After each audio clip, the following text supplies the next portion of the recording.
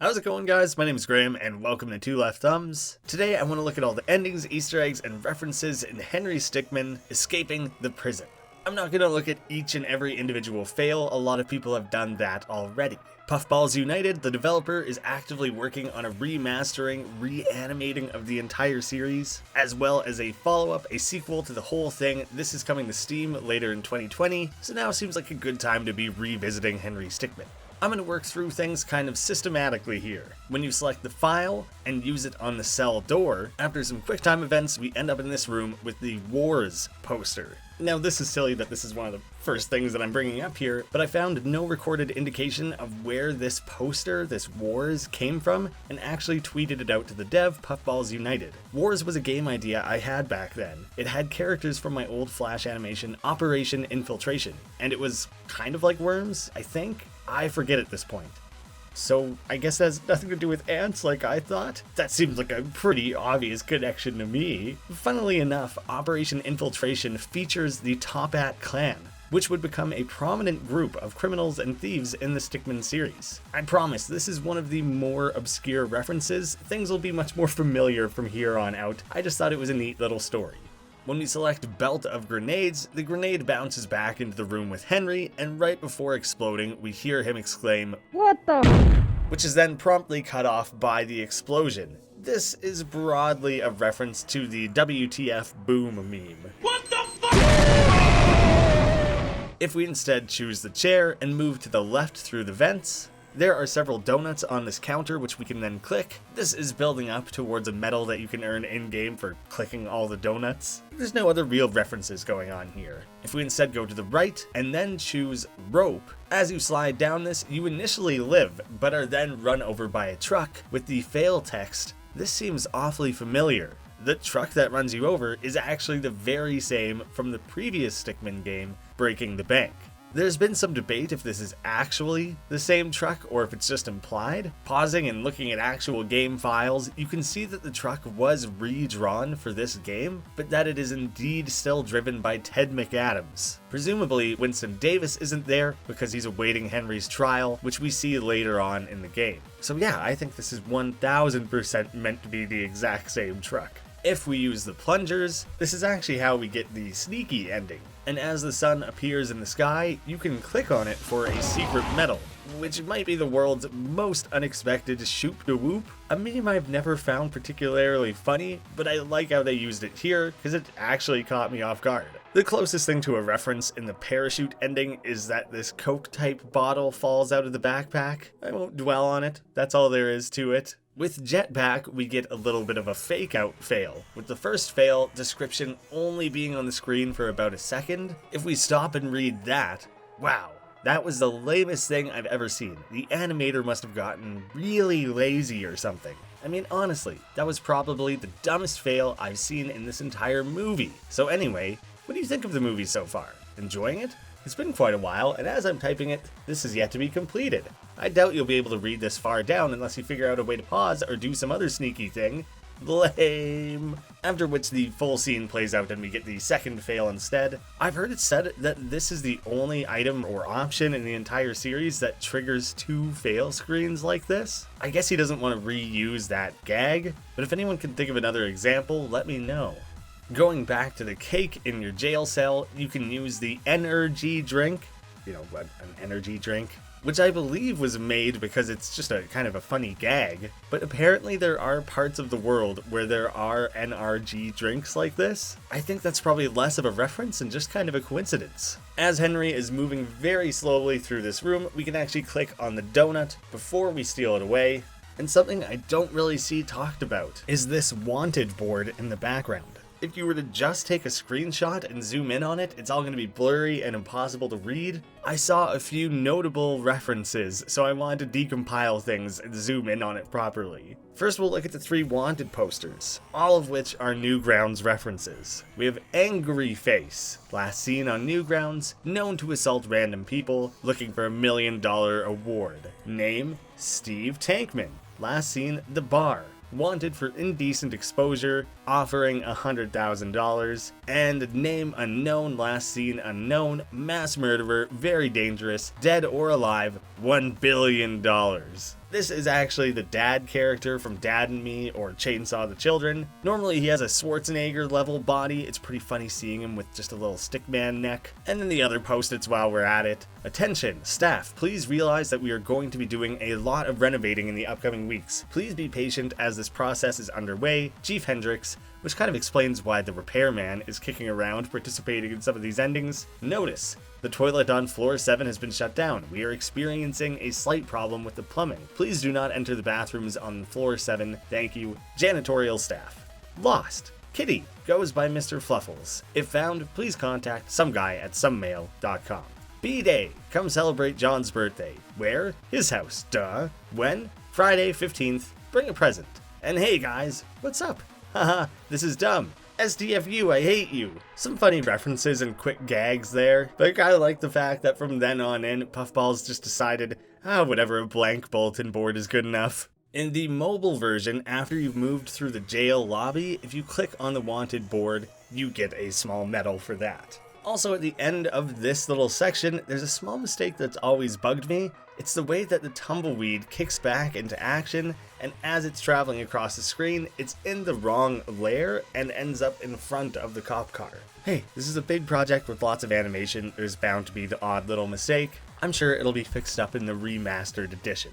The teleporter itself is rather self-referential to earlier installments of the series. It's really become a Henry staple, and the fail text, you just can't seem to get the hang of this thing, can you? Alludes to the fact that Henry keeps on failing whenever he uses it. It actually opens up some very interesting questions. Whoever this omniscient narrator is, seems to be aware of every attempt that Henry has ever made, including the failures. So somehow Henry has failed these dozens of times, but still made it through to the successes. So whoever this is weirdly aware of the varying timelines of Henry Stickmin's failures and successes. That's it. That's my game theory. I'm not going to read into it any further than that. When we use the cell phone, there's kind of a funny list of categories, the way that they're broken down in Henry's phone. But when he chooses the attorneys, the names on that list are various different references. Fletcher Reed is the lawyer from Liar Liar. Kevin Lomax is from The Devil's Advocate, and the Hyper Chicken is from Futurama. Henry calls Phoenix Wright, who is from the Japanese game series Ace Attorney, who we then have as a character throughout the trial. There has been a claim made that this character is the only one with black hair in all of the Stickmin series, and that blew my mind. I'm not sure if that's true, but I have not found evidence to disprove it. Perhaps we'll have to call in our own attorney to provide evidence and make that case. The date set for the trial, September 9th, is actually the series creator, Puffballs United's birthday. And this entire sequence is obviously one big Phoenix Wright reference, including the attorney, the judge, the dialogue, and even the background music throughout. There's something so quirky about this particular character that I have to assume it's a reference, and I was unable to figure out to who or what. Is it not obvious? Of the various items you can use as evidence, the disguising bag, shovel, and teleporter are all items used in breaking the bank.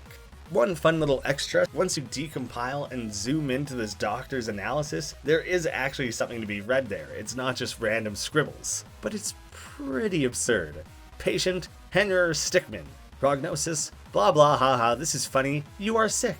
Also you got bonked on your head, lol. Diagnosis, lol, you shall maybe go to hospital or something. Prison is not a fun place to be. For all of the pieces of evidence other than the correct one, the disguising bag, you play out the exact same sequence, ending in a guilty verdict and a fail. When selecting the correct option, the arresting officer, Winston Davis, is instead found guilty, with the argument being made that Henry couldn't have tied the bag himself and therefore must have been stuffed in there. I think this could be the developer poking fun at themselves for how little sense the bag tying moment in the last game actually made. I hope that's the case because I think that's very funny. During this lame ending, known as the legal ending in the mobile versions, Henry then immediately pursues that same armored truck again. And going way back again, if we choose the drill, the appearance of said drill and how it is used by Henry are both thought to be Mr. Driller references. Although I don't think the designs are that similar to be as clear as some people make it out to be, but I don't know enough about Mr. Driller, so I'll just believe everyone else who said this is the case. We don't really know which bathroom this is. We don't know if it's the 7th floor. It would be kind of funny if it is, but we don't have any out of order signs. We have something written on the inside of this bathroom stall.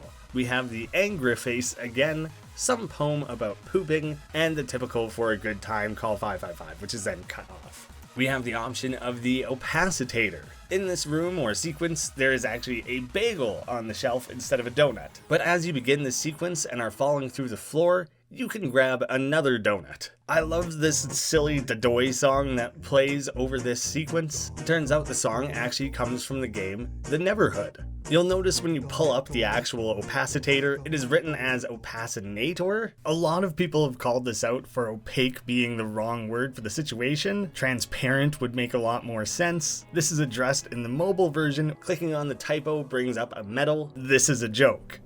The joke is that it's the wrong word. It's not a good or helpful device. Written on this thing, just move the blue slider to the right and you'll become as opaque, that means see-through for all you uneducated folks, as you want. Not only that, but the more opaque you get, the easier it will be for you to pass through solid objects. We have a review from Gadget Gabe, you'll walk through walls. This is actually the first appearance of Gadget Gabe, who becomes somewhat of a recurring character throughout the series. I don't believe we ever meet him, but we just get to see his reviews show up on the random sci-fi tech and gear throughout the games. It just becomes a bit of a running gag. There are a few things to see as you're falling through the prison floor. A motivational poster meme style image with police brutality. Yay! What is presumably a murder weapon on the ground, a bag full of evidence, and right at the end, the fossils of a dinosaur eating a stick person's leg? That raises a lot of questions about stick anatomy. We already had our random for fun, not deeply explored theory in this video, so we're just gonna go ahead and blow past this one as well. If we instead use the crowbar to move down, the guy at the bottom with the little chin beard is actually who we saw as the employee of the month earlier. So we better make sure our wits are sharp. Gotta make sure we don't even have a slight slip up or he's definitely gonna catch us. Make him earn that status. Here we have several quick time events to move through. If we first choose left and then left again, we get LOL Brawl reference. Super Smash Bros. Brawl has a random chance to trip players when attempting to run left or right. Having Henry trip when turning left is a pretty simple reference to that janky mechanic. If you instead move forward, Henry runs up the wall and flips over the guy in slow motion. I'm sure there are other kung fu movies where this is done, but the fact that it plays out in slow-mo feels very specifically like a Matrix reference. This is also the first appearance we get of DPD. It's the only instance of it in the entire game. Normally when you have something like LAPD, it's the Los Angeles Police Department. So this is the something police department. I couldn't find any information on this. I was pretty curious about it. I reached out to Puffballs. It stands for Drawed Police Department. Henry was a minor character in some comics I drew in high school. He was drawn on a piece of paper, then forgotten behind a desk. He created his own world with a pencil, and it was called Drawed. So again, not so much a reference and more of like an inside joke. Very interesting. I'm glad Puffballs was so willing to share this stuff. So let me just personally thank you here. I wonder if he knew I was digging for the sake of a video. Next, we get a more old Western style standoff, with the soundtrack, framing, and camera angles being reminiscent of the good, the bad, and the ugly. Before which we get one last Matrix reference with the 360 camera and the bullet time dodging, before once again switching back to a Western theme. It's a little all over the place, but who cares? It's the badass ending, and badasses don't need to remain thematically consistent. On top of everything else, loads of various gadgets, explosions, and other sound effects from the Worms series are used all over the place. Unfortunately, I don't know that series well enough to pick them all out and catalog them. That might not be very interesting anyways, just know that they're there. And that wraps things up for escaping the prison. This is probably the easiest one in the series to cover. The games only get bigger and more complex from here. I'm very excited about the Henry Stickmin Collection. I'll have a link to that down below. You guys can go wishlist that and get as excited for it as I am. In the end cards here, I'll also have a link to my own playthrough of the series. It's a few years old, but I think it's still pretty funny. Hopefully it hasn't aged too poorly. Let me know what you guys think. I'll look into doing the others in the series, but maybe there's a different way I could approach things. You guys will have to let me know what your preferences are and what you think would work best for a video like this. Thank you to the patrons of the channel. I had a bigger video lined up for this week. It took longer than I thought it would, so I kind of just did a quick pivot and put this one together very quickly. I imagine the other installments of Henry Stickmin will not be anywhere near this short of a video. Thank you all so much for watching, and hope to see you again soon.